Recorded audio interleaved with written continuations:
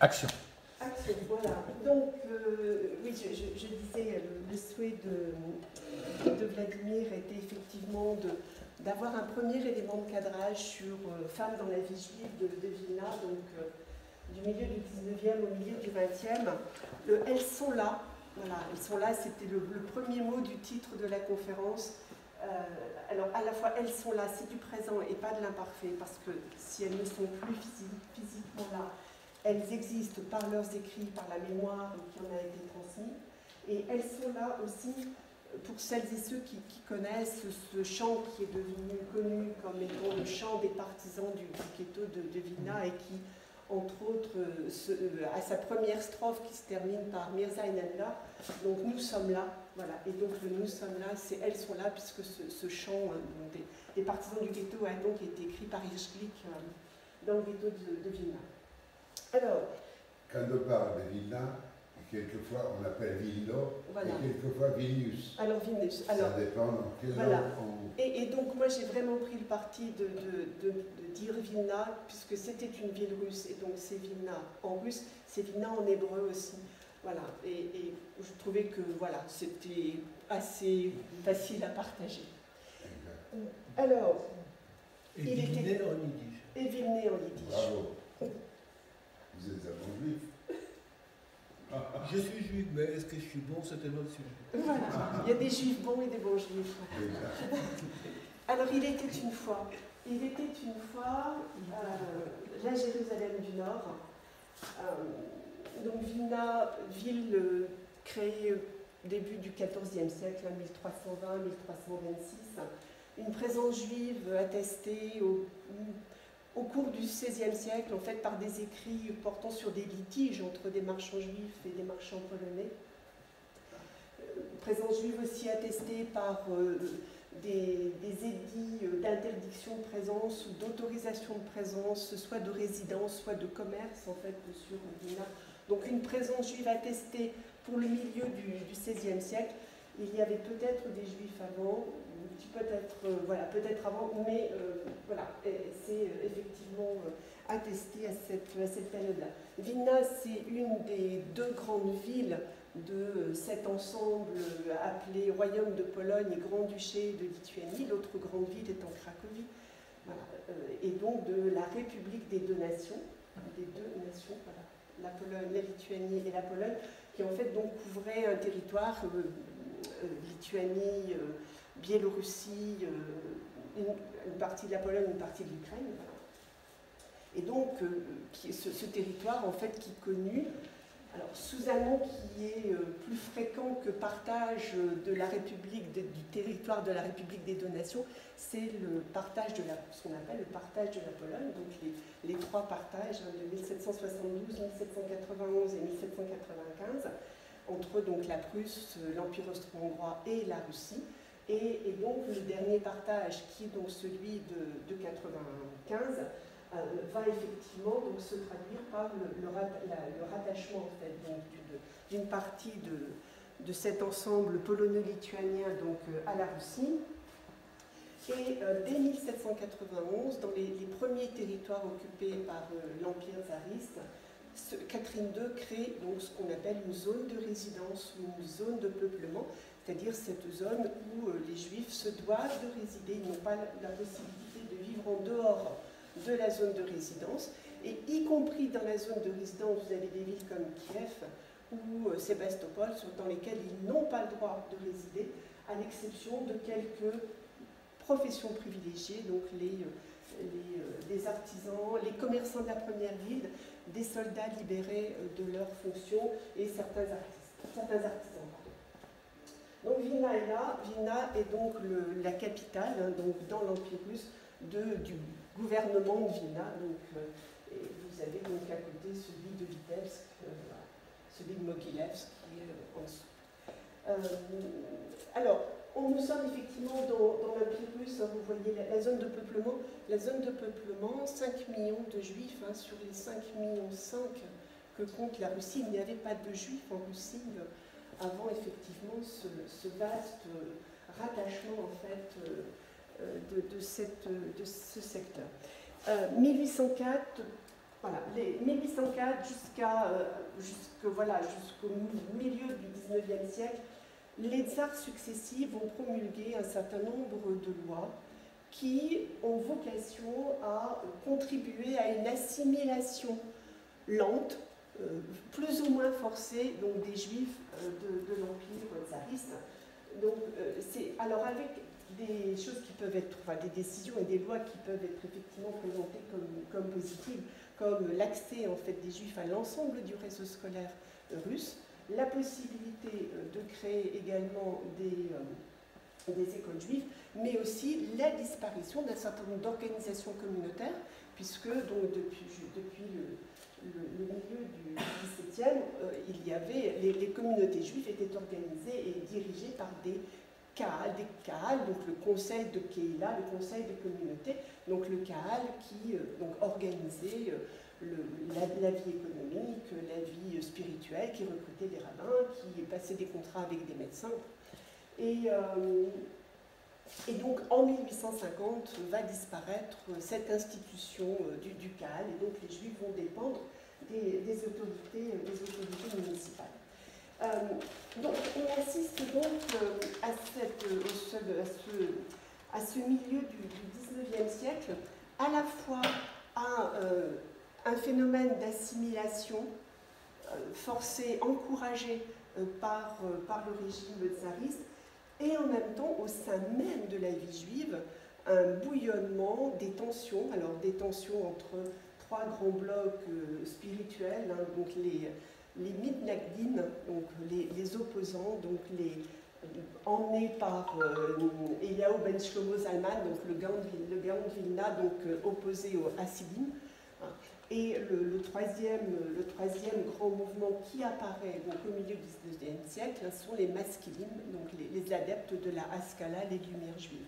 Donc on a à la fois ce paysage religieux qui évolue, le paysage socio-économico-politique qui est très tendu, voilà, puisque le Kahal, le concept de communauté, est quand même dirigé par des notables, par des familles aisées. Voilà. Et donc se coupant aussi progressivement du peuple. C'est aussi l'éclosion aux côtés de la grande synagogue d'une multiplicité de dizaines et de dizaines de ce qu'on appelle en yiddish les Kloisen, donc les petits oratoires en fait qui se dotent de leur propre mode de règlement. Voilà pour le paysage viennois. Autre élément caractéristique de Vilnius, il n'y a jamais eu de ghetto en tant que tel dans Vilnius avant 1941, mais ce qu'on appelle le vieux quartier, donc un ensemble constitué de trois rues dans lesquelles, donc, au milieu du XVIIe siècle, les Juifs avaient eu l'obligation de résider, mais les chrétiens n'ont jamais quitté le quartier. Donc ça restait effectivement un quartier qui n'était pas un quartier d'assignation. Il n'y avait pas de porte. Hein. Ce paysage traditionnel en fait, que vous voyez sur les photos de Vilnius, là, qui est repris en Mathieu, c'est juste des arcs-boutants pour éviter que les immeubles ne s'effondrent.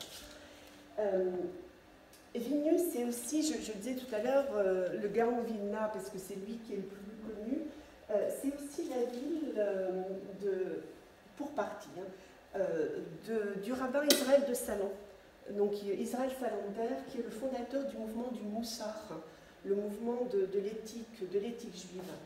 Et pourquoi est-ce qu'effectivement c'est important, puisque nous allons parler des médecins, nous allons parler de résistance médicale, et Israël Salander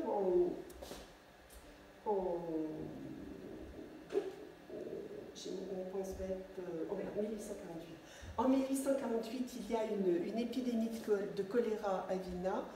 Avec les étudiants de sa yeshiva, il transforme un bâtiment en hôpital, et surtout, pour Kol Nidre, la veille de Kippour, il entre dans la synagogue avec un verre de vin à la main, il prononce le kiddush sur le verre de vin, il a un gâteau dans la main, et il délivre le message qui est de dire il faut que vous restiez en bonne santé, la priorité c'est que vous puissiez vous occuper de tous ceux qui sont malades. C'est-à-dire effectivement de donner la priorité au fait de sauver la population dans cette phase d'épidémie de choléra, et non pas de jeûner et de se mettre soi-même en difficulté.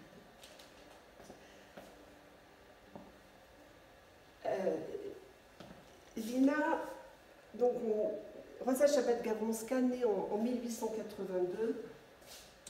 1881, c'est l'assassinat du tsar Alexandre II, donc par un mouvement, des militants du mouvement Narodnaya Volia, donc la liberté du peuple, la Narodnaya Volia. La situation va se dégrader très vite, même si effectivement, je pense qu'en comptant bien, dans l'ensemble des conjurés, voilà, je pense qu'il peut être un ou deux membres juifs de Narodnaya Volia, mais il n'y en a pas davantage. Mais l'assassinat du tsar Alexandre II va être imputé aux juifs. Donc va s'en suivre un certain nombre de pogroms, hein, même si Vilna est alors épargnée, mais surtout s'en suivre la promulgation en 1882 par le comte Ignatieff de ce qu'on va appeler les lois scélérates ou les lois de mai, 650 lois qui ont vraiment pour vocation à réduire considérablement l'autonomie juive, leur possibilité d'accès à l'étude. Il y a donc 650 lois, ça va de l'obligation de fermer les commerces le jour des fêtes chrétiennes, l'obligation de saluer dans la rue toute personne identifiée comme étant une personne à responsabilité. C'est de nouveau la limitation drastique de l'accès à l'enseignement secondaire et le renforcement des numerus clausus dans les universités où les juifs étudient. Là, donc, on est effectivement dans ce contexte-là, en 1882. Cette fin du XIXe siècle, c'est aussi la période de l'industrialisation massive. Les obligations pour les juifs, toujours en application des lois de mai, de quitter les campagnes, de quitter les villes de moins de 10 000 habitants, voilà, va se traduire par un afflux considérable de population sur Vilna, et donc une grande détresse, alors qui est non pas propre à Vilna, mais qui est générale dans l'Empire russe, hein, puisqu'on a 2 millions de juifs qui quittent la Russie entre 1880 et 1920. Et je vous lis quelques extraits donc, de ce rapport donc, de Léo Herrera, donc, qui est un professeur de l'Université catholique de Bruxelles. Et voilà, donc il... Pardon? De Louvain, excusez-moi. Parce que l'Université de Bruxelles est franc-maçonne. Alors là on est, c'est un document d'époque, hein, c'est-à-dire que Léo Herrera écrit à la fin du 19e. Hein. D'accord.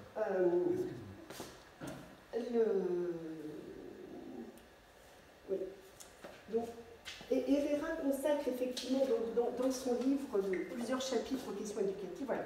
Rappelons que depuis 1804, les Juifs avaient été autorisés à placer leurs enfants dans tous les établissements d'instruction publique. Sous les tsars actuels, donc Alexandre III, tous les moyens sont mis en œuvre pour empêcher les Juifs d'acquérir le bien sacré entre tous, l'instruction. Comme si ça n'était pas assez de les affamer, on a voulu aussi étouffer leur intelligence. Il cite dans son mémoire, dans son ouvrage, des extraits d'un rapport qui a été rédigé par des émissaires du gouvernement américain qui s'est interrogé sur la raison pour laquelle il y avait tant d'arrivées de juifs russes aux États-Unis. Et donc, ce rapport, je cite un extrait du rapport, Weber et Kempster, donc ils sont les deux auteurs, ont vu une misère telle qu'ils n'en avaient jamais vu de semblable, et comme ils espèrent ne plus en revoir. Relatant la visite d'une manufacture de bas tricotés où les jeunes filles souffrent de la faim perpétuelle et de l'excès de travail, et la rencontre avec des ouvriers juifs transportant des pièces de bois sur un radeau, les juifs seuls étant employés pour ce genre de travail parce qu'il est dur et pénible. Il y a des éléments extrêmement intéressants dans le rapport de Weber et Kempster qui est accessible à la Bibliothèque nationale de France. Enfin, c'est un document qui peut être facilement consulté. Donc ce contexte effectivement de vagues successives d'autorisation, de limitation des droits, paupérisation, industrialisation, destruction des organisations communautaires habituelles, délitement des liens familiaux, voilà le paysage effectivement qui est celui de Vilna, donc dans cette deuxième moitié du 19e. Et donc nous allons rentrer dans ces histoires de vie. Alors j'ai intitulé Anna Vigotskaya, femme inconnue, Pessia Brodka, femme inconnue, Anna Lifshitz, femme inconnue, parce qu'effectivement, à la différence voilà, des hommes pour lesquels il y a des photos, pour lesquels il y a des monographies, j'ai ramené juste un petit ouvrage publié il y a quelques années par Israël Lambertas, qui était le président de la communauté juive de Vilna. Voilà, il y a donc des photos de beaucoup de personnalités. Vous n'avez pas une photo de femme dans ce petit ouvrage. Alors, les femmes au milieu et fin du 19e, c'est fait exprès que ça soit effectivement mis en tout petit. C'est pour montrer à quel point il faut vraiment chercher l'information pour trouver la place des femmes dans la vie publique. Les femmes travaillent. Les femmes, elles ont un vrai rôle économique. Pour partie, leur mari étudie dans les yeshivot, et donc les femmes travaillent. Elles vont travailler au bas de devant leur maison, pour celles qui habitent au rez-de-chaussée, où elles vont travailler voilà, dans des petites niches qu'on voit encore creusées dans les maisons. Elles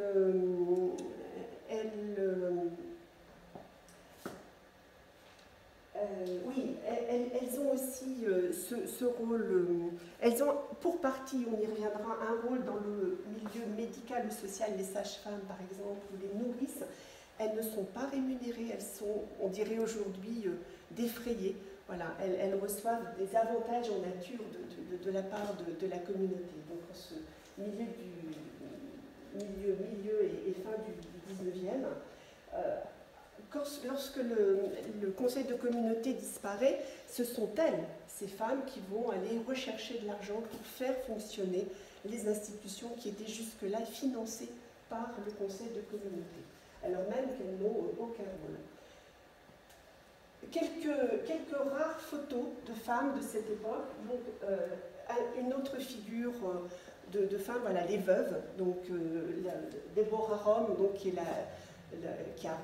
reprendra l'imprimerie de son mari et avec les frères de son mari, donc l'imprimerie de la veuve et des frères Rom, très grande imprimerie de Vilna. Et vous voyez donc ici, dans une photo de groupe, une photo, et on va rentrer dans notre histoire à chaque fois, une photo de la famille Shabbat, et on voit donc Pessia Shabbat, donc la grand-mère de Rosa Shabbat-Gabonska, qui tenait une mercerie. Mais donc on était donc sur ces métiers qui pouvaient être réalisés à la limite entre l'espace privé et l'espace public. Les paysages féminins et contexte de la mobilisation des femmes donc dans cette période-là, aspiration des femmes à l'étude, elles voient leurs frères, elles voient leurs enfants étudier, aspiration des femmes à l'étude, milieu familial, sociétal, qui continue effectivement à attendre des femmes, qu'elles soient les gardiennes des traditions du judaïsme, et puis effectivement ce contexte politique voilà, difficile, fait de possibilités, de restrictions, et puis ce mouvement juif des Lumières qui n'a pas forcément accordé en ce milieu du 19e. Dans ce contexte particulier de la Russie, nous ne sommes ni en Allemagne ni en Autriche, qui n'a pas accordé une grande importance à l'émancipation des femmes. J'ai remis là la page de couverture d'un livre de l'écrivain Chaim Grade, donc sur sa mère, Vella Grade Rosenthal, qui était donc veuve d'un professeur d'hébreu, masculine, donc adepte de la Haskalah, et qui, au décès de son mari, doit mettre ses enfants à l'orphelinat, vend des pommes sur le marché. Voilà, d'un autre qu'elle n'a absolument pas été accompagnée et préparée à être autonome au décès de son mari. Donc effectivement, un contexte, voilà, une ébullition. Les filles, les femmes ont effectivement envie d'étudier, elles ont envie de contribuer à la société et elles vont s'engager. Merci, à bientôt. Elles vont s'engager politiquement, elles vont s'engager dans le monde révolutionnaire. Beaucoup vont être membres de ce mouvement donc, qui se crée à Vilna en 1897, donc, qui est le Bund. Alors c'est le cas effectivement d'Anna Rosenthal, hein, rare femme que nous voyons ici, donc, qui sera assassinée par le NKVD en 1940. Elles sont mencheviques aussi, comme Eva Broido, donc exécutée en 1941 en Union soviétique. Elles sont anarchistes. Rosalie Delson, Anna Epstein, ce n'est pas leur date de décès. C'est intéressant, ces deux noms, je les ai retrouvés dans un article sur les amours entre les femmes juives révolutionnaires et les hommes chrétiens révolutionnaires. Voilà, sur des couples mixtes révolutionnaires. Anna Lifshitz, alors ça c'est la copie du chapitre du livre de Hirsch Abramovitch consacré à des grandes figures de Vilna. Anna Lifshitz, moi je ne la connaissais absolument pas, elle est aux côtés du lieutenant Schmitt lors des révoltes de 1905 de la flotte de la mer Noire. Voilà, tout le monde a en tête Potemkin, mais Potemkin c'est un épisode parmi tant d'autres hein, de la révolte de la mer Noire. Shaina Fegan Shapiro, c'est également le Bund. Elle était présidente de l'association des femmes du Bund. Donc elles s'engagent politiquement, et donc notre Rosa Shabbat-Garonska sera membre du Parti socialiste révolutionnaire. Elle profite aussi, donc là on est plutôt effectivement à une exception près, mais sur la fin du 19e, elles vont effectivement profiter au 19e de cette possibilité que les lois tsaristes ont amené de pouvoir créer des écoles juives. Et donc, en 1831, vous avez l'ouverture de la première école pour filles de l'Empire russe à Vienna. Et vous avez donc ensuite, j'ai repris quelques grandes figures. Sofia Markovna Gurevitch, donc, qui crée un gymnasium. Alors, bon, Lycée. Un lycée, alors, des fois, ça sera, il y aura 3 classes, parfois il y en aura 6, parfois il y en aura 8, voilà, en fonction des décisions. Sofia Markovna Gurevitch est voilà, a vraiment donné son nom à son lycée. C'était une grande dame qui est morte dans le dénuement le plus complet en Union soviétique après avoir été forcée de quitter la Pologne en 1936. Autre personnage sur lequel on reviendra, Anna Pavlovna Vygotskaya, donc, qui est la tante de Rosa Shabbat-Garonska et qui crée la première école Montessori à Moscou et ensuite à Vilna quand elle revient à Vilna. J'ai mis en hommage à Assia aussi une photographie des enseignantes de l'école Shimenfruk. Voilà, et vous avez l'erreur hypnotique qui est sur la photo. Alors, je l'ai notée, j'arrive pas. Donc, elles sont les enseignantes de l'école Frug, donc qui était une école de langue yiddish. Voilà. Elle est donc, on a Assia Big à droite au premier rang, voilà. Basia Poupko qui est à droite, et l'erreur hypnotique, deuxième à gauche. Voilà, donc il doit être là. Voilà. Donc elles sont révolutionnaires, elles sont pédagogues. Elles vont aussi, avec la mobilisation de 2 grandes associations, donc l'OSE et le Joint, elles vont aussi, dès les années 1920, investir largement le champ du médical, du médico-social. Elles vont devenir infirmières, elles vont devenir médecins. Tout le monde a en tête la création de l'OSE, hein, cette grande organisation d'accompagnement, de développement de la santé dans les populations juives, donc née à Saint-Pétersbourg en 1912 et à Vilna dès 1918 sous l'initiative d'Abraham Makover. L'OSE, donc le Joint, donc créé effectivement aux États-Unis en 1914, va aussi financièrement accompagner tout le développement de ces écoles, de ces hôpitaux, de ces centres médicaux. Et donc, il va y avoir besoin de bras et de compétences. Les femmes vont effectivement suivre leurs études. Elles vont suivre leurs études en France, en Suisse, en Allemagne. Vous avez ici voilà, le docteur Schenker, donc Cora Schenker, qui était ophtalmologue, c'est-à-dire qu'elles ne sont pas simplement gynécologues ou pédiatres. Elles vont aussi investir des spécialités non traditionnellement féminines dans le champ du rôle traditionnel des femmes auprès des enfants ou auprès de leur famille. Donc Cora Schenker est ophtalmologue et elle crée, donc elle est la directrice de la première école d'infirmières en langue yiddish de Vilna. Vous avez ici le diplôme voilà, de la faculté de médecine de Montpellier, donc, du docteur Duba Barchevska, donc, qui donc était urologue. Voilà, là, effectivement, photo d'infirmière, et puis autre grande figure féminine, en fait, du monde médical, donc Pessia Brodska, donc, qui, en 2020, donc, va créer un orphelinat, mais va aussi créer la première goutte de lait, voilà, sur Vénus, donc, qui sera vraiment reprise après comme un modèle et qui permettra d'essaimer et d'accompagner les mamans dans ces phases difficiles, voilà, après la naissance pour l'allaitement. Je peux poser une question? Oui. Tu sais s'il y avait des femmes médecins à l'époque en France? 1894, ça nous en est très tôt. Alors, elle est née en 1894, Cora Schenker. Donc, oui, en fait, elle a son diplôme 1894, elle a son diplôme 1918-1920. Oui, oui. Je ne sais pas s'il y avait beaucoup de femmes médecins en France.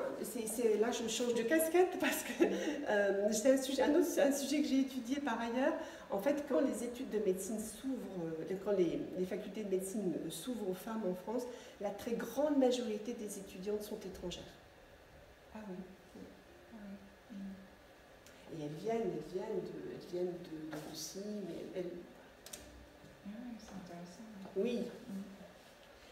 Donc elles sont révolutionnaires, elles sont pédagogues, elles sont enseignantes, elles sont artistes. Alors là, bon, on aurait pu remplir 3-4 diapos. J'ai juste effectivement en hommage à Assia Turgel, voilà, fait quelques clins d'œil à Lubach Edson, donc là avec Joseph Bulow, puisque Assia était la cousine de l'acteur Joseph Bulow. Mireille Daires, donc, qui était une grande danseuse, donc Mireille Daires qui a animé un atelier danse dans le ghetto également. Autre figure, voilà, et un livre lui a été consacré donc, à Tania Winter. Et puis Rorold Sutskever, donc membre qui est parente, je ne sais pas quelle est leur lien de parenté, hein, avec le poète Avram Sutskever. Donc Rorold Sutskever qui était peintre et poétesse. Et là c'est une œuvre qu'elle a peint dans le ghetto. Donc effectivement, donc, dans le monde des artistes, nous avons beaucoup de femmes présentes également. Quelques pionnières, voilà, des figures un peu méconnues. Dvorah Esther Elfer. Donc là, on retourne un petit peu en arrière. Dvorah Esther Elfer a créé une caisse de prêt sans intérêt. Dire qu'elle vendait des bagels dans la rue et pour chaque bagel vendu, elle demandait quelques sous en plus. Et avec ses copecs en plus, elle les gardait. Et puis, des dames qui étaient dans le besoin donc, pouvaient venir lui demander un prêt. Et elle disait, voilà, si Dieu le veut, tu me rembourseras. Et on parlait tout à l'heure des petites cloches qui se créent. Et il y a une cloche, donc un petit oratoire, qui porte le nom de Dvorah Esther Elfer. Et il y a donc une photo... Alors, qui se trouve assez facilement sur Internet, où on voit des femmes se rendant sur la tombe de Dvorah Esther Elfer dans un des cimetières de Vilna. Donc voilà, caisse de prêt sans intérêt. Autre figure méconnue, Fania Levanda, qui était donc cuisinière, qui tenait un restaurant et qui tenait un restaurant végé, voilà, puisque c'était... Voilà, et donc elle a donc publié en fait un petit peu avant-guerre un livre de recettes végétariennes. elle animait en fait des collectifs de femmes, voilà, pour leur apprendre à cuisiner des légumes, enfin, bon, manger moins gras, moins sucré. Donc le livre de Fanny Allais 22 a été retrouvé je crois, dans les années 80 en Angleterre et donc a été publié traduit en anglais. Et puis un hommage à la maman de ma grande amie Dvoire Céline, donc Ida Blore Céline, qui avait donc été formée à Paris pour être styliste et donc qui avait sa propre entreprise en fait, voilà, de création de robes, voilà, donc de Céline, sur laquelle je reviendrai peut-être tout à l'heure. Je peux te poser une question? Oui. Ce travail d'archives, de recherche d'archives, tu l'as fait comment? Il y a des choses qui sont encore à l'INA ou bien Sur ces femmes, ouais. là comme c'était une consigne de Vladimir, je l'ai fait très vite, dans les 3 dernières semaines. Excusez-nous d'aller vite puisqu'on doit libérer aussi du personnel. Mais le problème, tout est dans les livres. Hein. Non, alors, non, sur cette partie féminine, non, pas tout. Non, pas tellement. Non, là, en fait, je ne l'ai pas amené, mais moi je travaille sur Vénus, donc en lien avec des historiens sur de cette Vénus. partie, il y a un peu moins. Voilà, depuis le début des années 2000. Mais il y a quand même des choses. Et donc j'ai beaucoup accompagné 2 grandes historiennes de Vénus que sont Irina Gusenberg et Dalia Epstein dans tous leurs écrits. Et notamment, donc, Irina Gusenberg a publié il y a 7-8 ans en russe, et il y a un peu plus d'1 an en anglais, une somme monumentale sur les sites de la mémoire juive à Vénus. En fait, et donc, la grande majorité en fait, des photos vient des travaux d'Irina Gusenberg. Voilà, et puis d'autres présences dans la voie publique, hein, donc les filles dans les clubs de sport donc du Maccabi. Voilà les petites commerçantes dans les minuscules échoppes, des musiciennes de rue également, donc photographie en 1917. Et puis j'ai mis quelques noms, voilà, sur la tente de Bella Goldowski-Jadlovker, donc qui tenait une petite échoppe dans laquelle les travailleurs venaient acheter leur repas le midi. La maman de Lola Gitelsen qui accueillait des hôtes à son domicile, ça c'était quelque chose qui permettait aux femmes aussi d'avoir beaucoup de ressources. Et la cousine d'Asia qui était boulangère. Voilà pour ce panorama qui nous permet de rentrer tout doucement dans notre histoire, donc l'histoire d'une dame. Alors, je vais passer assez rapidement sur son enfance parce qu'on l'a déjà un petit peu évoqué. Rosa Chabad, donc 1882, elle est la nièce de Tzemar Chabad. Tzemar Chabad, le grand médecin, la médecine sociale, celui qui a une statue, une plaque à son nom, voilà, à Vilna. Donc c'est son oncle. Donc là, c'est la page de couverture de son autobiographie, donc parue un tout petit peu après son décès en 1925. Sa tante, donc, elle est la nièce de Anna Pavlovna Paperna, donc Vygotskaya, du nom de son mari Mireille Vygotsky. Voilà, Anna Pavlovna Vygotskaya, j'en parlais tout à l'heure, la création de l'école Montessori à Moscou, et puis quand effectivement le pouvoir bolchevique estime que c'est pas une école suffisamment ouverte, elle doit quitter Moscou et donc elle va créer cette école à Vilna. Rosa Chabad donc, va se marier en 1903 avec Jacob Gavronsky, qu'elle avait rencontré lors de ses études donc, à Fribourg. Grande famille russe, les Gavronsky, Vysotsky, c'est la famille d'épée Vysotsky. Grande famille aussi des révolutionnaires.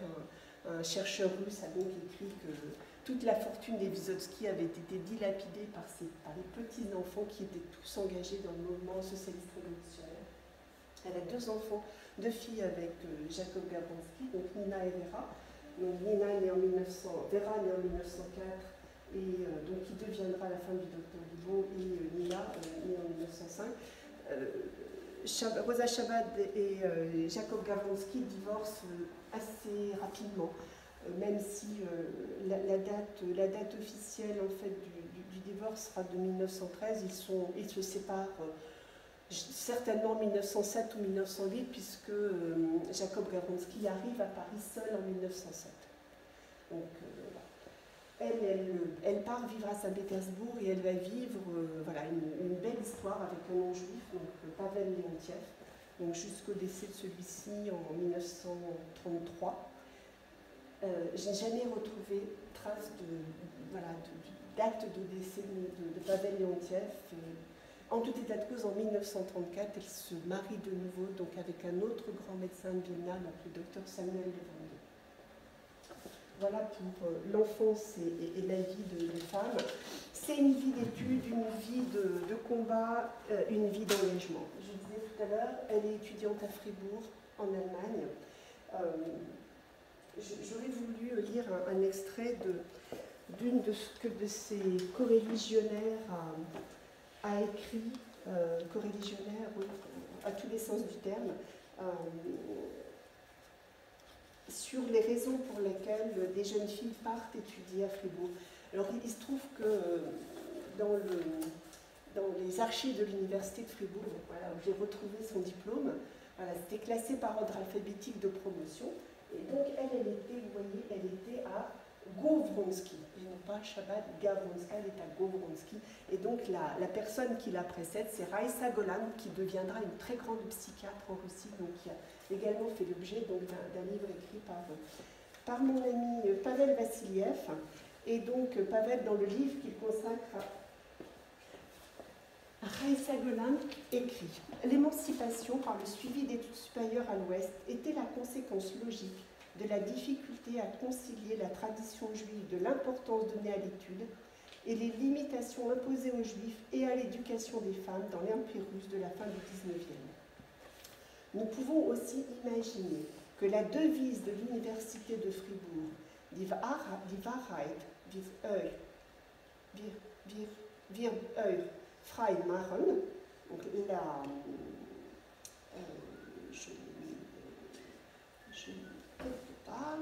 qui peut être traduit par la vérité vous rendra libre, était une véritable incitation à l'étude qui signifiait beaucoup pour la jeune Raïssa. On peut penser qu'effectivement c'était la même chose pour la jeune Rosa. Elle est étudiante à Fribourg, elle s'engage dès le tout début de ses études à Fribourg dans le Parti socialiste révolutionnaire. Parti socialiste révolutionnaire créé en 1901 avec la survivance donc, du groupe anarchiste Narodnaya Volga. Donc c'est le Parti socialiste révolutionnaire. Ce qui va le distinguer en fait d'autres mouvements politiques, c'est effectivement d'une part que l'action violente, les assassinats effectivement vont être, je ne dis pas monnaie courante, mais intégrés et acceptés en tant que tels dans le fonctionnement du parti.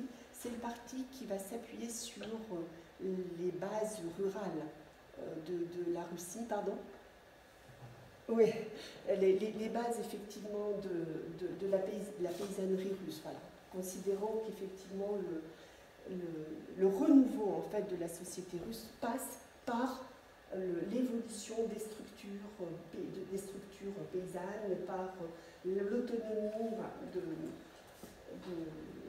de cette partie de la population, et ça n'est que très tardivement qu'ils s'intéresseront au monde ouvrier d'usine traditionnelle.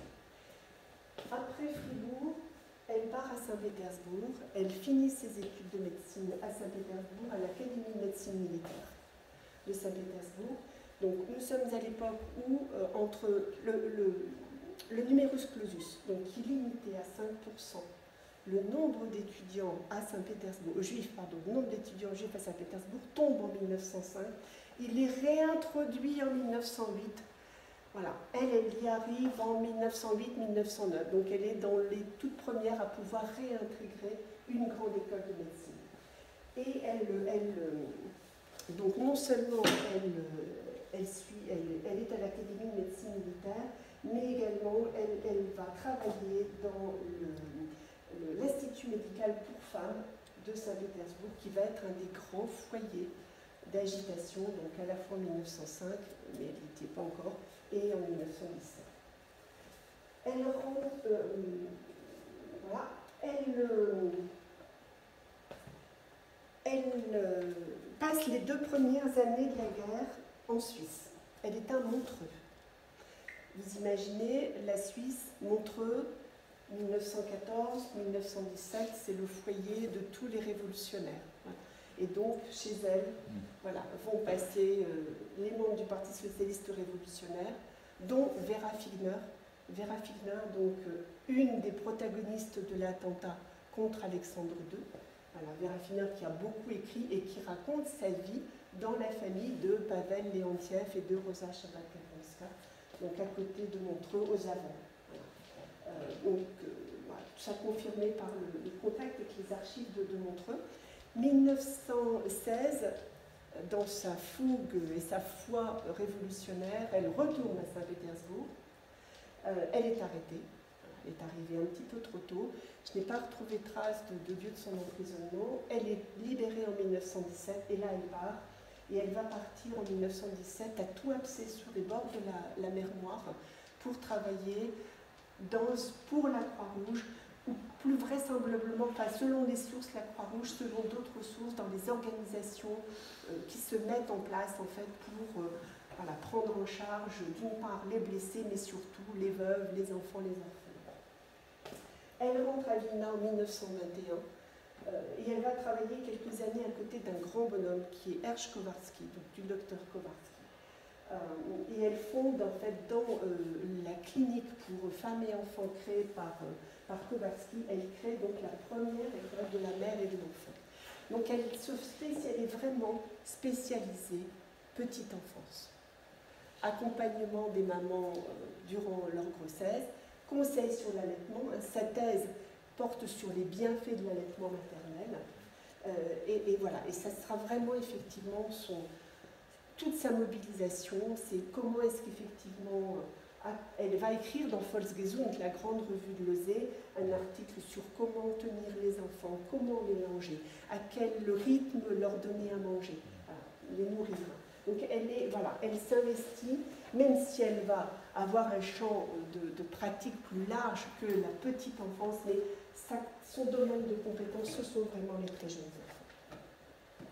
1939, donc début 1939, elle est présidente donc, de la section villoise de Lozé. C'est en ce sens, vous ne voyez pas, ce sont des documents extrêmement intéressants.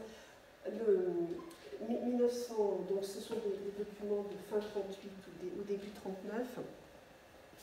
Donc Lozé gère un orphelinat, on disait tout à l'heure, et donc sont amenés à Lozé les enfants identifiés comme juifs et qui sont trouvés dans différents lieux de la ville, sans nom, parfois sans mention de leur date de naissance. Et donc vous trouvez dans les archives en fait, de Lituanie, les archives centrales de Lituanie, tout le processus visant à donner aux enfants non seulement une date de naissance, mais également un nom. Et donc là, voilà, ce type de courrier donc, qui est envoyé aux autorités de la ville de Vilna, et donc qui dit, ben voilà, j'ai repris un seul exemple qui est celui, je le cherche, j'ai repris un seul exemple, je suis trop près, voilà, de Yankel Reskovitch, voilà. Et donc elle écrit donc, le 10 septembre 1939, donc sous courrier officiel donc, de Lozé, voilà. Le courrier mentionne l'endroit où l'enfant est trouvé, l'âge estimé et donc la date de naissance, et je propose, voilà, le courrier se termine comme ça, je propose le prénom de Yankel et le nom de Reskovitz pour cet enfant. Et voilà. Et vous avez donc en parallèle, toujours dans le même dossier d'archives, l'équivalent du journal officiel de la Pologne, voilà, qui mentionne que durant l'année 1938, toute une liste d'enfants voilà, ont été accompagnés par Lozé TOS. Lozé, c'est les initiales russes, le TOS, c'est les initiales en polonais, et donc avec les enfants et les noms qu'ils ont reçus. 1939, donc 1939, donc 17 septembre 1939, donc l'application du pacte germano-soviétique. Très peu de, donc les troupes russes arrivent, hein, pas de résistance de la part des troupes polonaises. Arrivent en Pologne, arrivent à Wilno, pardon, des juifs qui fuient la Pologne, qui fuient l'Allemagne. Et donc, de septembre 1939 jusqu'à novembre 1940, toutes les grandes organisations juives de Vilna vont être mobilisées pour l'accueil des réfugiés. Il y a l'école d'infirmières dont on parlait tout à l'heure, qui arrive à les transformer en maisons d'accueil des écrivains. Il y a des maisons d'accueil d'artistes. Et donc l'OSE va créer ces maisons d'accueil, elle va recréer, non seulement elle gère des dispensaires, elle gère des cliniques, elle va créer des petits kits pour permettre à des personnes qui sortent d'hospitalisation de pouvoir se soigner eux-mêmes. Elle va créer aussi une laverie, voilà, de façon à ce que les réfugiés puissent venir se laver. Elle récolte, l'OSE va récolter des vêtements, voilà, pour abriter, vêtir les réfugiés qui arrivent. Selon les sources, on est entre 9 000 et 10 000 réfugiés qui arrivent à Vilna, donc à ce moment-là. Et donc, voilà, qui ont fui l'occupation allemande. Qui ont fui l'occupation allemande de la Pologne ou qui ont fui l'Allemagne et qui arrivent. Alors ils arrivent en groupe, hein, il y a des yeshivot qui arrivent, il y a des mouvements politiques qui arrivent. Alors, vous avez la Shomer HaTzaïr qui arrive, vous avez les Coalitions qui arrivent, enfin qui vont être donc regroupés, voilà, qui vont aussi trouver en fait des structures d'accueil à Vilna. Là, j'ai repris une copie d'un courrier du Joint, voilà, qui mentionne ce nombre de réfugiés arrivés.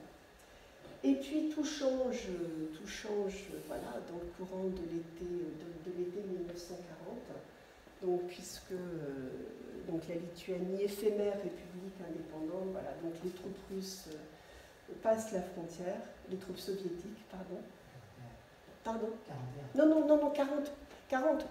Donc, septembre 39, donc arrivée des soviétiques, l'accord secret, hein, vous savez que le pacte Ribbentrop-Molotov, c'est le pacte plus les protocoles secrets donc, qui l'accompagnent. Dans le protocole secret, il est notamment mentionné que Vilna, qui a été longtemps disputée entre la Pologne et la Lituanie, revient à la Lituanie. Ça, c'est dans le pacte. Dans le volet secret du pacte Ribbentrop-Molotov. Et donc, Vilna devient une ville lituanienne, donc à partir d'octobre 1939, devient la capitale de la République de Lituanie. Mais les Russes ne sont pas loin. Les Soviétiques ne sont pas loin. Et donc, effectivement, à l'été 1940, voilà, prétextons que tout ne se passe pas très bien en Lituanie, en Lettonie et en Estonie. Donc les Soviétiques arrivent et donc la République lituanienne a vécu. Nous sommes dans la République socialiste soviétique de Lituanie, donc à partir de l'automne 1940. Et donc à partir de l'automne 1940, c'est la quasi-disparition de toutes les organisations juives ou voilà, vous savez qu'il y avait cette distinction entre nationalité et citoyenneté, donc toutes les associations polonaises ou toutes les associations biélorusses, mais là, en l'occurrence, les associations juives disparaissent. Il y a là aussi... Mais il ne reste pas beaucoup de juifs.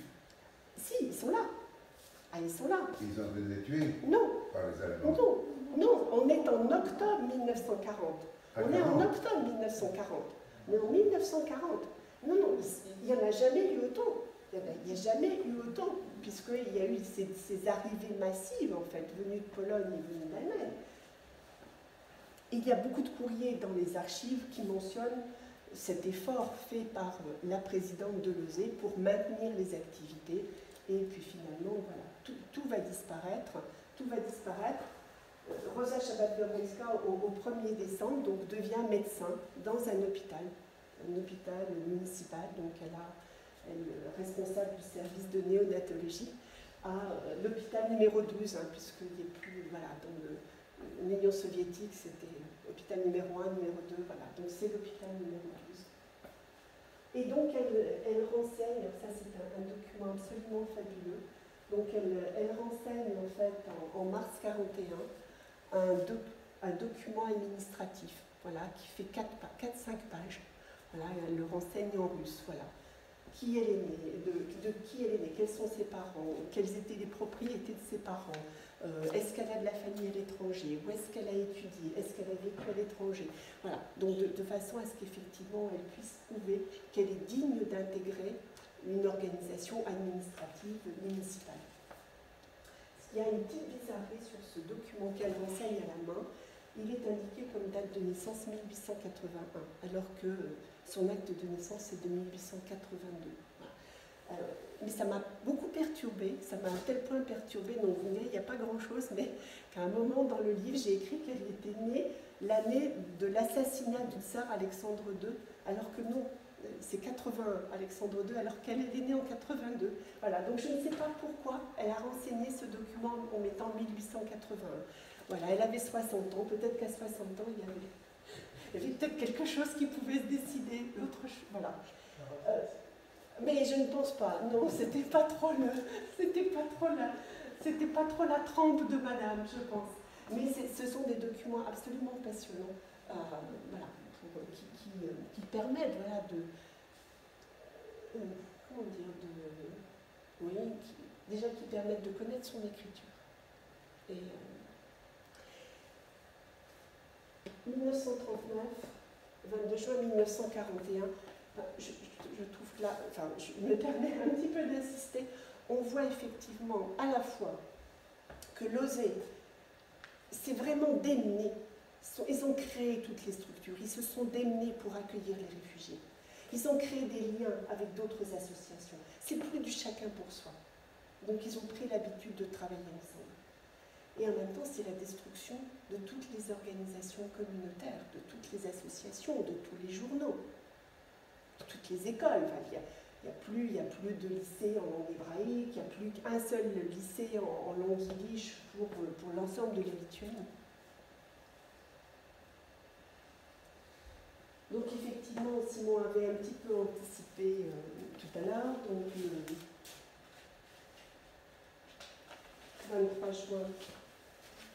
23 juin 41, donc 22 juin 41, donc les Allemands survolent Vilnius. 23 juin 41, donc il y a mobilisation de l'ancienne armée, de ce qui reste de l'ancienne armée de la République lituanienne indépendante.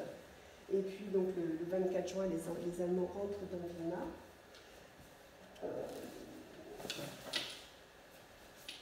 La population Vilna, 260 000 personnes, 70 000 juifs.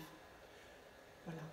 Ce sont les données les plus couramment admises. Voilà. Donc une part extrêmement importante de la population.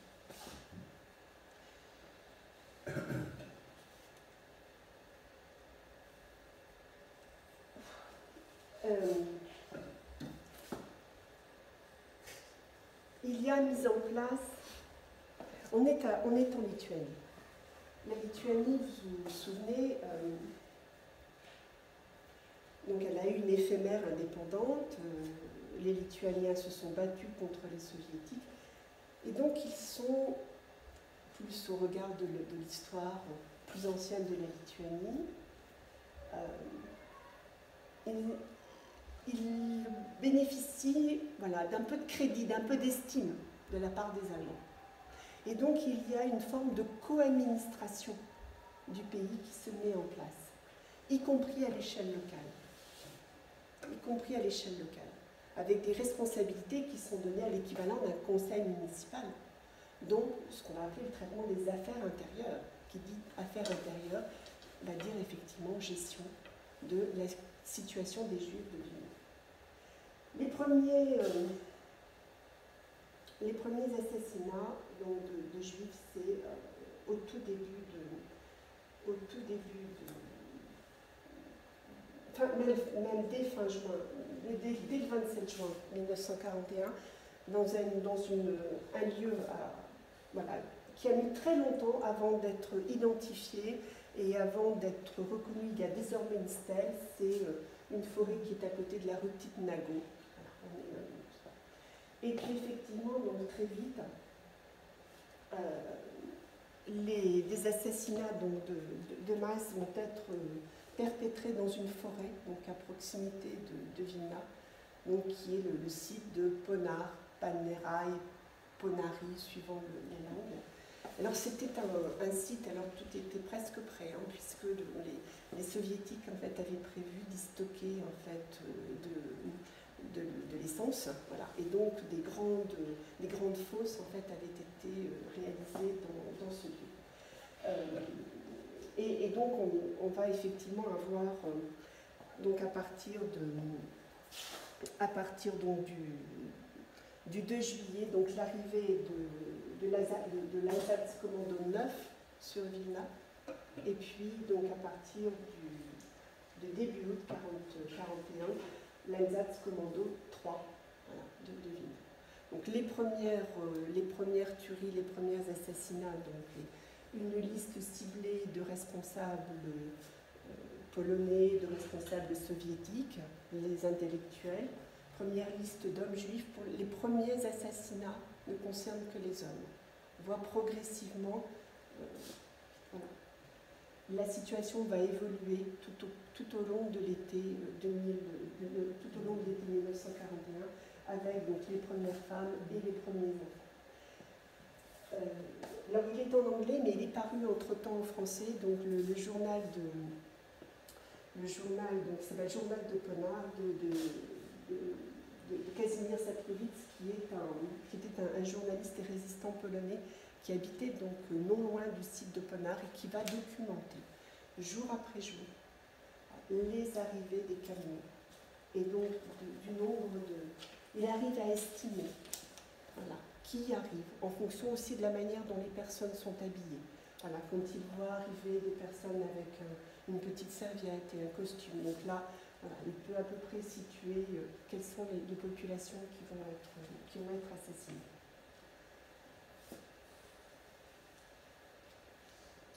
L'été 1941, document extrêmement intéressant aussi, parce que je trouve que ça donne tout ce désarroi dans lequel la population juive se trouve. Même si effectivement ils avaient connaissance par l'arrivée des réfugiés de ce qui se faisait ailleurs, de ce que les Allemands faisaient. Marc. Même s'ils avaient connaissance de ce qui se passait, je pense qu'il y a toujours eu de l'espoir. Il y a toujours eu de l'espoir que ça se passerait comme ça s'était passé durant la Première Guerre mondiale. Toujours de l'espoir aussi que s'ils n'étaient pas engagés politiquement auprès des communistes, les Juifs survivraient. Et donc vous trouvez dans les archives de Lituanie toute une série de courriers envoyés par des dames dont les maris ont été arrêtés et donc qui sont rédigés en allemand. Enfin, voilà, on dirait aujourd'hui c'est une lettre type. Dans lesquelles des dames, donc je pense que j'ai vu d'Ethel Choron, qui dit voilà, à telle date, mon mari a été arrêté par des policiers lituaniens. C'est une lettre écrite en allemand, c'est-à-dire qu'elle a vocation à arriver sur le bureau des autorités allemandes. C'est-à-dire que les juifs, les dames juives, dont les maris ont été arrêtés par des forces lituaniennes, vont s'adresser aux Allemands dans l'espoir de les faire libérer. À chaque fois, il est mis le nom de un ou deux témoins de moralité, donc des personnes qui vont pouvoir attester que le mari d'Ethel Choron n'était pas un militant communiste. Donc, il y a beaucoup d'espoir encore durant cet été. L'été 1941, dès le 4 juillet, il y a 2 officiers allemands qui se présentent à la grande synagogue. Il n'y a plus de... Le rabbin, le dernier rabbin, il y en a un qui est parti et l'autre est décédé. Ils trouvent shamash en fait, de la grande synagogue, donc Reimer Gordon, et lui demande donc de créer un conseil juif, donc un Judenrat de 10 personnes. Avec effectivement la consigne qui est donnée, c'est d'avoir un conseil juif composé de personnes qui ont une bonne connaissance de la population, des enseignants, des médecins, des représentants du monde religieux, des personnes qui sont connues, qui sont estimées de la part de la population. Et avec ce montage,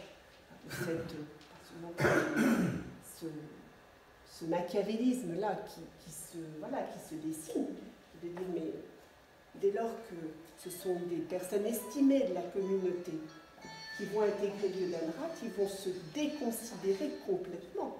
Ils vont être complètement déconsidérés aux yeux de la population. C'est un petit mot qui est sorti. Je voulais vous lire la constitution d'un Judenrat de 10 personnes, et quelques semaines après de 24 personnes, va donner lieu à énormément de difficultés, de tensions, d'expressions de la part de ces représentants estimés de la communauté juive, dont effectivement Rosa Shabbat-Kavanska, qui siégera dans le premier Judenrat de 10 personnes et dans le deuxième de 24 personnes. C'est l'une des très rares femmes à avoir siégé dans un conseil juif. Même si effectivement nous sommes dans le conseil juif de l'été 1941.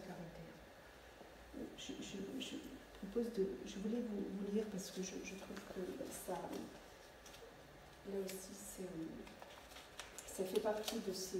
Voilà. Donc c'est un médecin qui s'exprime, donc qui est je vais finir sur le docteur Gershoni. Devant la difficulté de réunir dans la journée la liste des 10 personnes, et dans un contexte où cela nécessitait beaucoup de rencontres individuelles, dans cette période où chacun se terrait chez soi pour échapper au massacre, le rabbin Fried, le docteur Gershon Gershoni et le Shames Gordon se rendirent auprès du responsable des affaires juives, donc Calandra, pour obtenir un rendez-vous avec les Allemands. Calandra leur confirma que l'administration allemande ne voulait aucune relation directe avec les Juifs, que tout devait passer par lui. Donc les autorités, dans cette démarche de co-administration, les autorités allemandes vont confier aux autorités lituaniennes le soin d'être en premier lieu les interlocuteurs du Judenrat. Que tout devait passer par lui et que le conseil devait être créé dans les 24 heures. Le même soir se réunit une assemblée de 57 personnes représentant des sionistes, des personnalités de gauche, de l'intelligentsia, des anciens industriels, des hommes de lettres et des enseignants. Le docteur Gershoni ouvrit ainsi les débats, et là je cite le docteur Gershoni. Nous pensions que la Jérusalem de Lituanie échapperait aux persécutions, car c'est ici, à Vilna, que se trouvent les sépultures du Ger Tzedek. Le Ger Tzedek est un noble converti au judaïsme, et du Gaon Vilna. Mais il n'en est rien. Nous devons créer un Judenrat, et bien que nous soyons conscients du danger en face duquel nous sommes, nous avons l'obligation de le faire. Si j'avais été plus jeune, je l'aurais moi-même rejoint. Donc, je considère que ceux qui seront choisis devront l'accepter. Il se proposa lui-même pour aider à l'organisation du conseil juif. Il y eut peu de candidats. Après un temps de réflexion, il fut décidé que quiconque était choisi devait se sacrifier et devenir un martyr.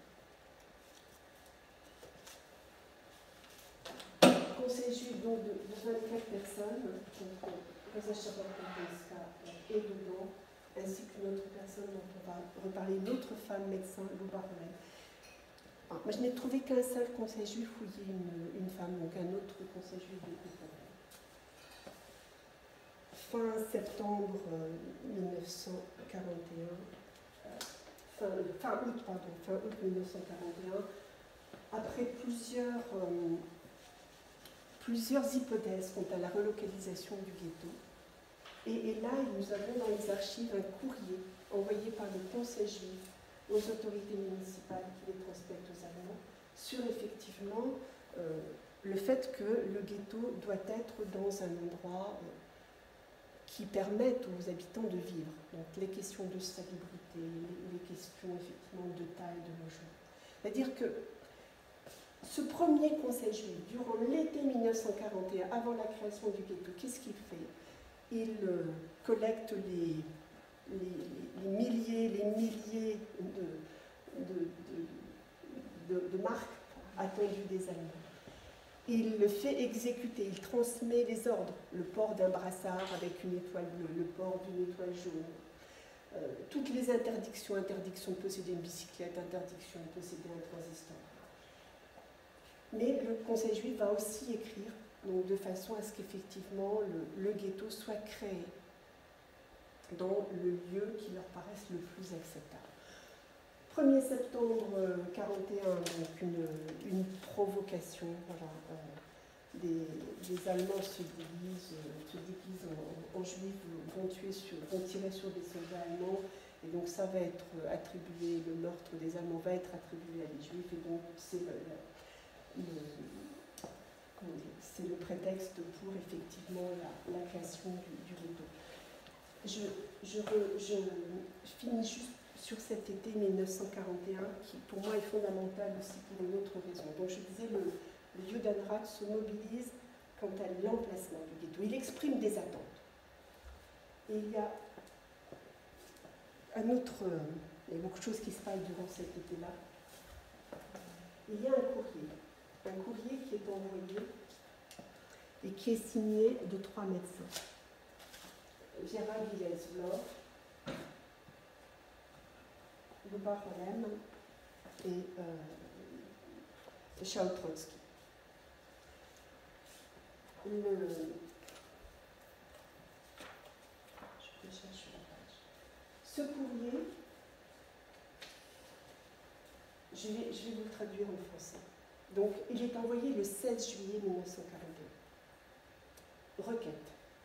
Nous vous demandons humblement un soutien pour les demandes suivantes. Donc il est bien envoyé ce courrier à la division de la santé de la ville de Vilnius. Petit 1, c'est numéroté, hein. Vous ne voyez pas, petit 1, petit 2, petit 3. On verra la dernière requête barrée. Petit 1, de fournir des certificats aux médecins et aux infirmiers juifs, les dispensant du travail obligatoire et leur permettant de garder leurs biens privés et leur matériel médical. Petit 2, d'autoriser les médecins et infirmiers juifs à se rendre chez les malades et à le faire après 18 heures, ce qu'ils ne peuvent faire dans les conditions actuelles. Petit 3, de permettre aux médecins juifs de continuer à utiliser leur téléphone pour rester en contact avec les hôpitaux et les pharmacies. La requête 3 est barrée, ce qui effectivement amène à considérer que les 2 premières ont été acceptées via la division de la santé de la mairie de Vilnius par les autorités allemandes. Et par les autorités allemandes, Philipp Zoller. Philipp Zoller est le médecin-chef de la Wehrmacht. Et donc c'est lui effectivement qui a en charge toute l'organisation sanitaire pour les Allemands sur Vilnius. Beaucoup à dire sur Zoll. Selon les sources, Luba Rolem aurait étudié avec Philipp Zoll, donc l'aurait connu lors de ses études, et donc se serait adressé à lui pour qu'effectivement il puisse répondre favorablement aux 2 premières requêtes. Et c'est important, les 2 premières requêtes. Ça veut dire que les médecins disposent d'un sauf-conduit durant cet été 1941, et donc ne sont pas raflés. Zoller est aussi celui qui... il y a beaucoup de courriers signés de Zoller dans les archives. C'est aussi lui qui, effectivement, va définir l'organisation sanitaire. Tel hôpital, il y a tant de lits. Et dans ce courrier relatif à l'organisation sanitaire, il y a donc ce paragraphe, donc, signé le 25 juillet 1941. Alors, il est signé du fait qu'on dans Zenfenit, mais il est visé par Zoll. Dans le ghetto sera mis en place un hôpital juif avec un service de maladies infectieuses, dans lequel l'ensemble des juifs nécessitant une hospitalisation sera amené, fonctionnant exclusivement avec des médecins juifs et des personnels de soins infirmiers juifs. Ça veut dire que l'hôpital juif, le vieil hôpital juif, l'hôpital qu'on appelait Egdesh, va se retrouver dans l'enceinte du ghetto. Et ça va être fondamental pour la survie de la population du ghetto.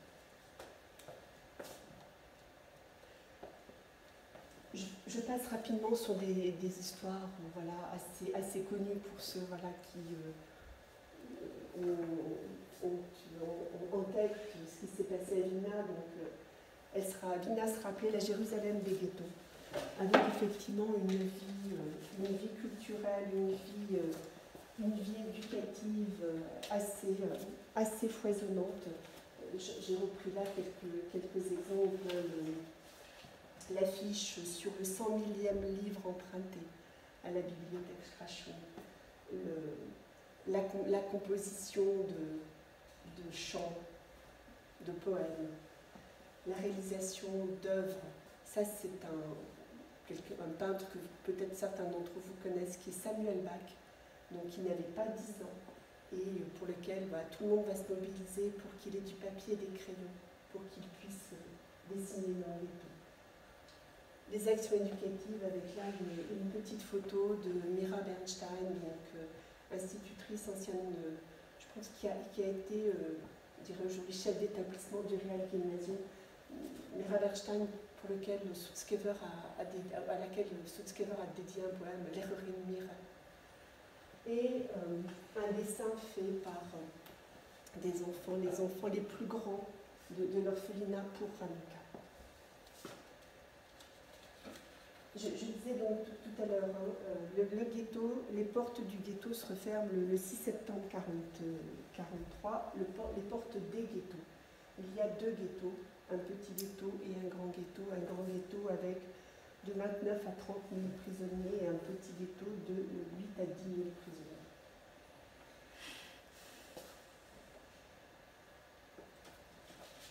La résistance médicale et les institutions dès le 11 septembre 1941. Donc les portes du ghetto se ferment le 6 septembre. Dès le 11 septembre, au sein du Conseil juif restreint, le premier Conseil juif, celui de 24 personnes de l'été 1941, a disparu. 16 des 24 membres du Conseil juif ont été assassinés. Shabbat Gavronska ne fait pas partie de ceux qui ont été assassinés. Il y a un Conseil juif de 3 personnes. Donc extrêmement restreint, donc qui va gérer le ghetto à partir du 6 septembre 1941. Dans le grand ghetto, il y en aura un autre dans le petit ghetto. Dès le 11 septembre, il y a un conseil médical qui se met en place, dont effectivement le docteur Shabbat Gavronska.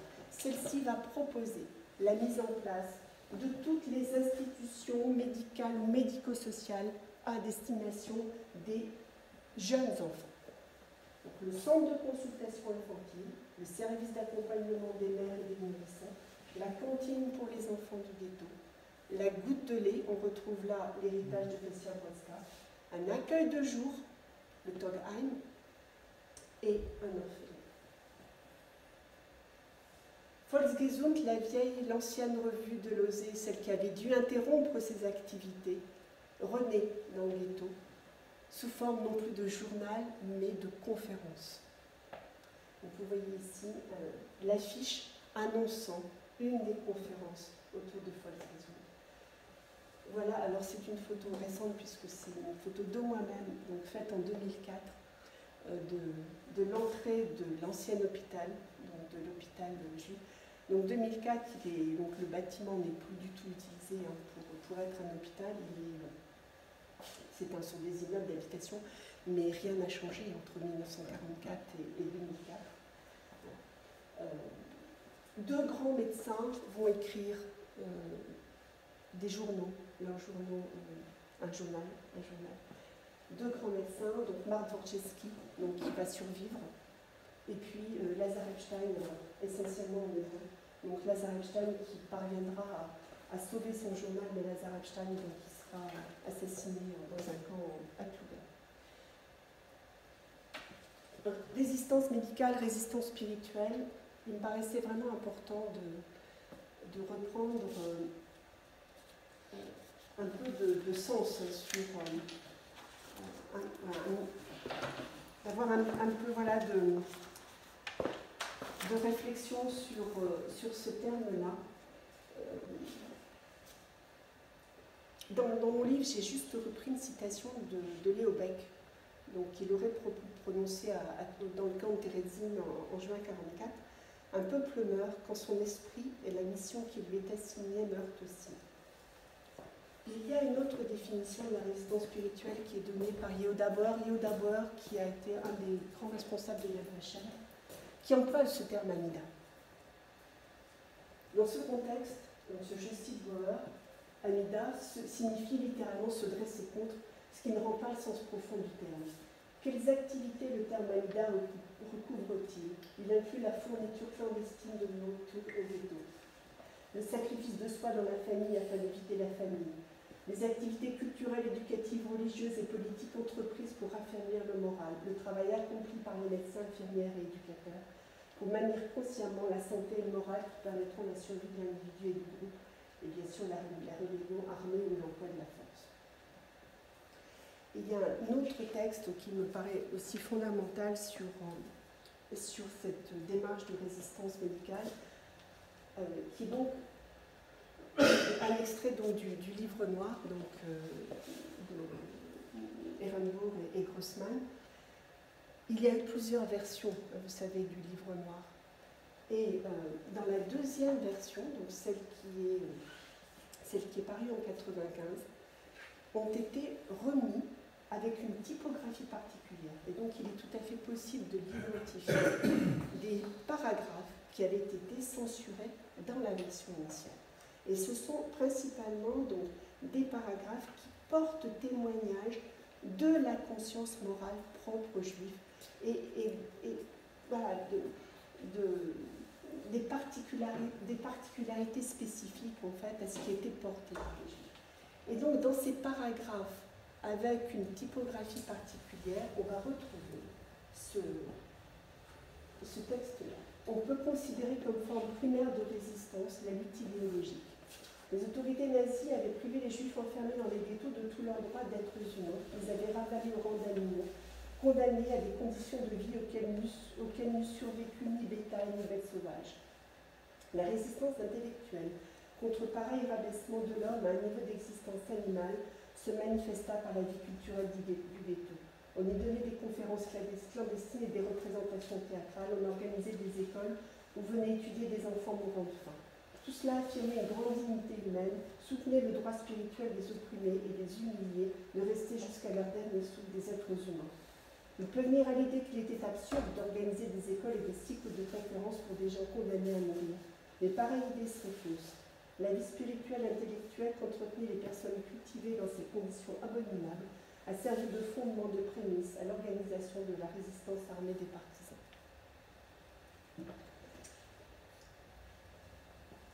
Nous voulions, avec Vladimir, vous faire entendre, en introduction des quelques dernières diapos qui nous restent, une toute petite chanson en yiddish. Ça va? Ça va. C'est pour monter la vie juive et surtout le rôle de femme.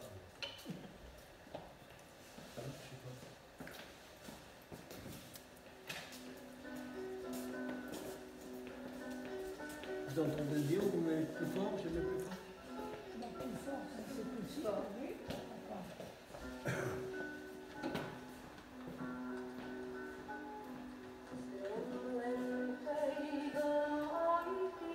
Bye.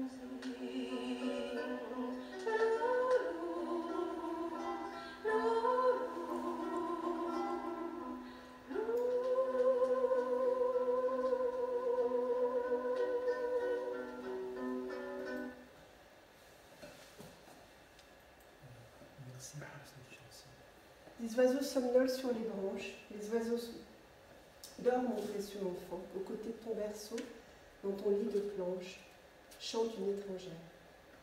Ton berceau avait quelque part sa place, tressé de bonheur, et ta mère ne reviendra pas. J'ai vu ton père courir sous une grêle de pierre, au-dessus des champs volés, son gémissement, orphelin. Les oiseaux somnolent sur les branches, dors mon précieux enfant, aux côtés de ton berceau, dans ton lit de planche, chante une étrangère.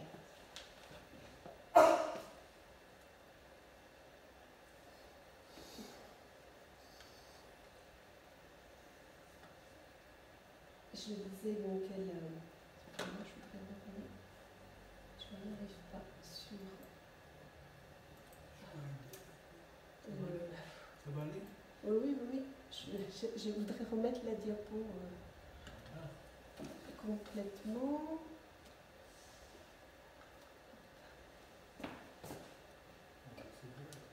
Bon, Rosa Shabbat-Garonska donc crée.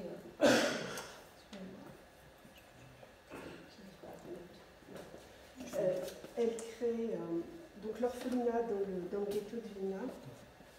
C'est quel numéro?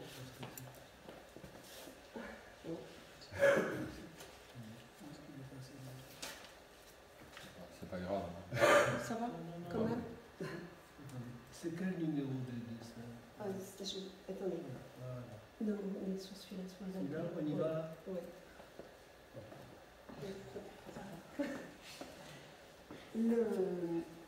Le 15 septembre, soit quelques jours après la création du ghetto, les listes de 28 enfants qui est remise au petit conseil juif qui avait été créé sont des enfants donc, juifs des différents orphelinats de la ville. Donc il y a une liste qui est remise, voilà, la liste qui est remise aux enfants. Pour partie, vous voyez qu'il est écrit TOS dessus, donc c'était les enfants qui étaient dans l'orphelinat de Loz et TOS.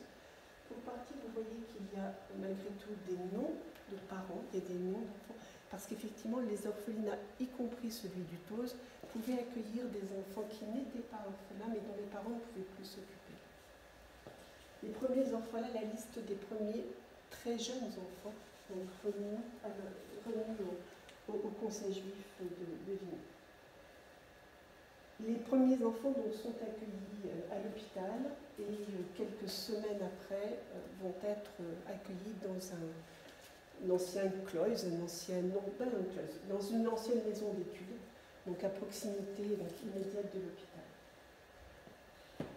Donc Shabbat-Garonska crée cet orphelinat. Elle est accompagnée par une personne qui était donc enseignante également à l'école Shimalfo, donc Maya Levy, qui donc deviendra directrice administrative de l'hôpital. Shabbat-Garonska va créer cette institution pour les enfants, plutôt pour les tout petits, je disais tout à l'heure. Les plus grands des enfants, que j'ai repris ici, que j'ai illustré là par une peinture d'un survivant du ghetto et qui a publié il y a quelques années donc un recueil de peintures en fait, sur le ghetto de Vilna et sur l'anéantissement.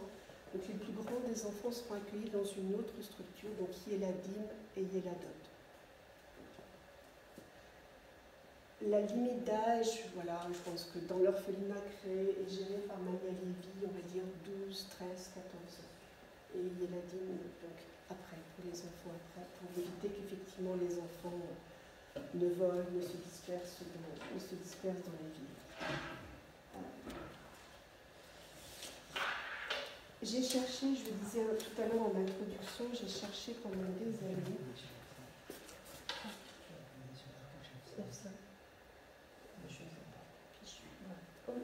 On l'avait mis au début.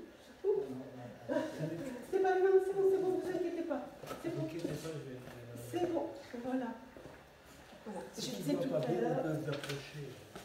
J'ai cherché, là, c'est juste pour vous montrer, après ça pouvait être une. J'ai cherché pendant des années la liste des enfants de l'orphelinat. Des enfants de l'orphelinat. Je suis et je reste persuadée qu'il y a une liste des enfants de l'orphelinat. L'importance du nom dans le judaïsme, l'importance du nom, l'énonciation du nom. Il y a, que ce soit Mania Lévy ou quelqu'un d'autre, il y avait dans l'équipe des pédagogues et des éducateurs qui étaient présents dans l'orphelinat, quelqu'un qui ne voulait pas que les noms des enfants se perdent. Deuxième certitude, deuxième raison de la certitude, Mania Lévy, dans le directrice administratif, rédige tous les mois un rapport sur le nombre d'enfants accueillis dans l'orphelinat. Elle a donc une extrême grande connaissance des enfants.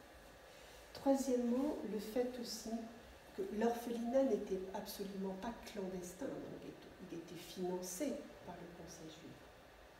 Les parents, quand il y avait menace d'une action, les actions sur les rafles, amenaient leurs enfants à l'orphelinat, considérant qu'ils y étaient beaucoup plus en sécurité qu'à l'hôpital. Donc je n'ai pas trouvé la liste, et donc, de façon malgré tout à ne pas... vraiment vouloir explorer toutes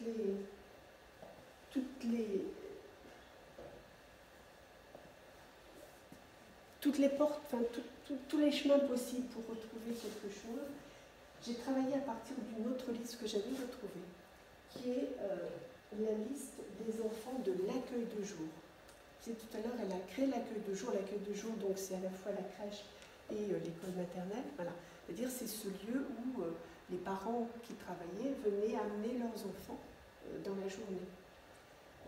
À partir du printemps 43, toutes les organisations en direction des enfants socio-éducatifs sont regroupées avec une seule entité. Et donc j'ai fait l'hypothèse que dans le Togheim, dans l'accueil de jour, étaient accueillis les enfants de l'orphelinat. C'est-à-dire qu'il n'y avait pas d'un côté un accueil de jour au sein de l'orphelinat pour les enfants orphelins et de l'autre un accueil de jour pour les enfants qui avaient leurs parents. Mais que, et surtout après le printemps 43, voilà, les enfants étaient bien dans les mêmes, accueillis dans les mêmes structures. Donc voilà, j'ai trouvé donc ce document-là dans les archives de Lituanie, donc c'est une liste de 127 noms. C'est donc une liste partielle, hein, puisqu'il y avait à l'accueil de jour en juin 43 plus de 240 enfants. Donc c'est une liste partielle, il y a 127 noms. Donc, vous voyez, il y a des numérotations, il y a les noms, il y a les âges, les colonnes correspondent aux âges des enfants, à la tranche d'âge. 0, 1 an. 1 an, 2 ans, 2 ans, 4 ans, 4 ans, 7 ans. On retrouve là la mobilisation de Shabbat Levost en direction des enfants et des jeunes. Vous avez là les adresses de résidence. En tout, il y a combien d'enfants? Sur les listes du Togheim 127, dans les rapports administratifs sur l'accueil de jour à la même période, il y a à peu près 240 enfants. Et sur combien d'années de période? Non, on est sur... Là, ah oui, c'est sur un... Là, c'est une photographie en juin 43. Oui. Oui, donc on peut... Non, c'est 240, pas sur une période, c'est en juin 43, il y a 240 enfants. Et donc, ce que j'ai fait, c'est que j'ai pris chacun des noms et j'ai recherché chacun de ces enfants dans 2 sources. Une que vous connaissez bien, qui est la base de données d'Yad Vashem. Donc on en prend le nom tel qu'il apparaissait dans l'accueil de jour. Et dans une autre source, qui est un document là aussi fondamental pour celles et ceux qui travaillent sur Vilnius. En mai 42, il y a un recensement général de la population de Lituanie et donc il y a un recensement de la population de ghetto. Et donc nous avons 2 ouvrages qui ont été édités par le Musée juif de Lituanie et qui reprennent la totalité de la population du grand ghetto, puisqu'entre-temps le petit ghetto aura été liquidé, donc la population par pièce. Voilà, donc dans telle pièce, à telle adresse, dans telle pièce, il y a Madame un tel, avec les noms de naissance. Et donc j'ai regardé si je retrouvais ces 127 noms d'enfants dans les deux sources. Il y a donc des enfants dont j'ai retrouvé la page de témoignage à Yad Vashem et le nom dans la liste des prisonniers du ghetto.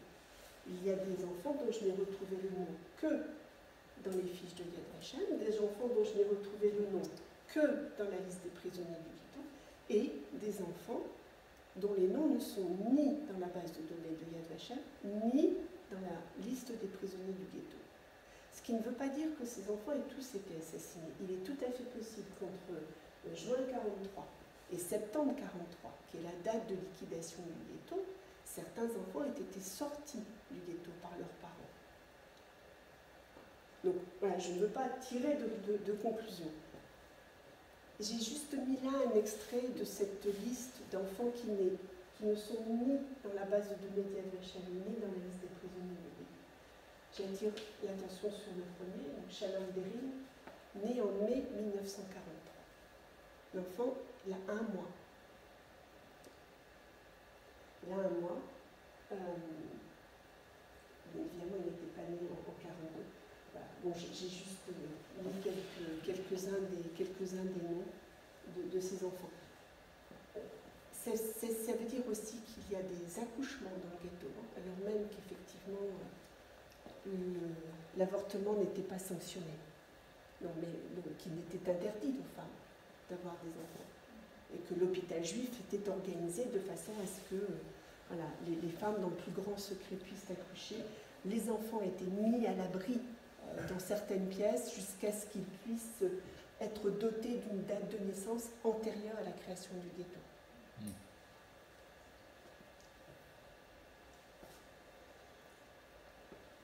Donc, le ghetto de Vilna est liquidé le 23 septembre 1943.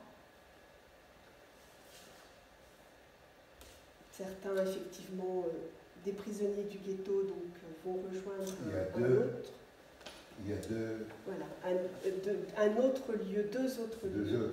Voilà, deux autres lieux qui vont continuer à fonctionner. Donc deux autres camps de travail qui vont continuer à fonctionner en dehors du ghetto jusqu'en 1944. Donc le camp de réparation des véhicules militaires, donc dirigé par le Mayer Karl Flagg, dans lequel donc Simon se trouvait, et l'autre étant une usine de fourrure, donc l'usine de fourrure de Keynes. Le ghetto est liquidé en 1943. Difficile de savoir ce qu'est devenu Rosa Shabbat-Garonska. Il y a 3 pages de témoignages à Yad Vashem qui ont été rédigés l'un par son beau-fils, le docteur Libo, qui mentionne son assassinat à Treblinka. Et ça n'est pas possible au regard de la date. Une autre fiche qui mentionne son assassinat à Majdanek. Il y a très forte peu de chances que ce soit Majdanek, là également. Et la 3e page de témoignage mentionne son assassinat à Pemar, ce qui est complètement vraisemblable, puisque le 23 et 24 septembre, donc le ghetto est liquidé. Les Juifs donc, sont amenés dans la cour du couvent des missionnaires. Et donc là, vous avez ceux qui partent vers les camps de Lettonie ou d'Estonie, et puis ceux qui vont effectivement être assassinés à Pemar.